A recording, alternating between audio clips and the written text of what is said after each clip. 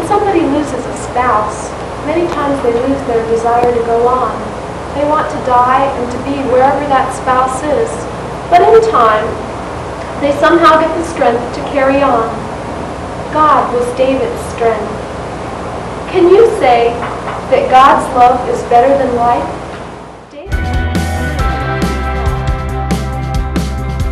I'm praying that you have the heart to fight, 'cause you are more than what is hurting you tonight.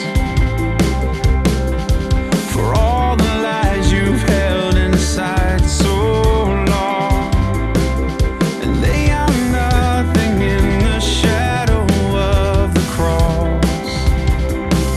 You're beautiful. You're beautiful. She was born 1957, Holly Janice Costing, daughter of Harry and Bernice. Raised in an observant Catholic family, Holly hungered to understand why God placed her on earth and how she could find a personal relationship with Him. Holly questioned why she should confess her sins to a man instead of going directly to Jesus. In high school, Holly's friend Peter invited her to a spaghetti dinner at his church. It was there Holly heard and understood the gospel for the very first time. She learned that we are all separated from God, but that Jesus had paid for our sins when He died on the cross. She learned that she needed to trust in Him and the work that He did, not in our own human effort.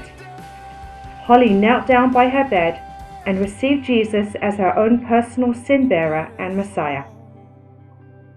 Growing up on the East Coast, most of her friends were Jewish. In fact, she felt she identified more with the Jewish culture. She felt a deep burden to tell Jewish people about their own Messiah, known by his Hebrew name, Yeshua. In 1983, Holly enrolled at Moody Bible Institute in Jewish and Modern Israel Studies. Lord, you are our life. During her time at Moody, Holly attended the Olive Tree Messianic congregation where she often sang. Holly was an accomplished vocalist. She met Stan Meyer, a missionary with Jews for Jesus. Stan played the piano. Surround us, your arms are still around. Holly and Stan were married at the Olive Tree in 1990 and traveled with the Jews for Jesus singing group, the Liberated Wailing Wall, for 18 months. Holly went on to serve for 21 years with Jews for Jesus, distributing gospel tracts, meeting one-on-one with women, and presenting Christ in the Passover. During that time, she helped point women to their Messiah. But when we made it to John chapter 4, there was something about the woman at the well that struck a chord in her heart and helped her to see that she was separated from God because of her sin. And she finally understood that she was a sinner. And on January 13th in 2003, Rita prayed to receive Jesus as her Messiah.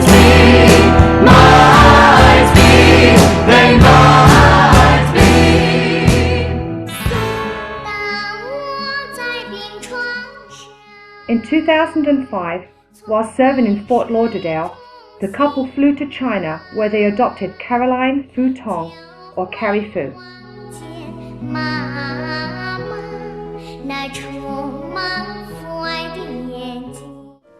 Carrie just fits in perfectly and comes along with me wherever I go, and it opened up opportunities to just easily talk about how, as a family, we believe in Jesus and that He's the promised Jewish Messiah. In 2007, Holly and Stan moved to Los Angeles, where Stan served as the Los Angeles branch leader. Bury my heart on the mission field, Lord. In February 2010, while performing at a Valentine's Day banquet in Ventura, Holly complained that she couldn't keep up with Stan on the piano. She said her tongue felt sluggish. After a battery of tests, a neurologist at UCLA told Holly she had ALS, or Lou Gehrig's disease. The disease is terminal, and most patients have 3 to 5 years to live. From the cold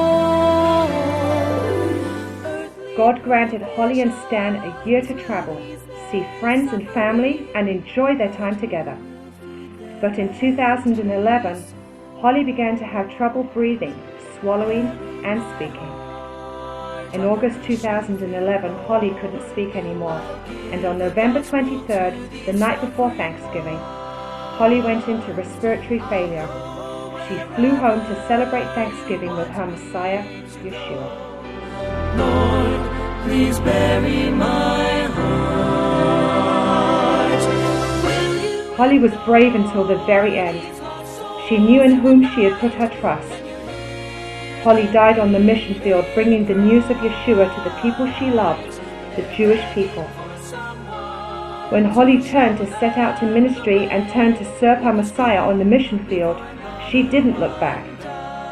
Holly's prayer was, "Bury my heart on the mission field, Lord." These distant voices won't fade away. I'll do your will, no matter the cost. Lord, please bury my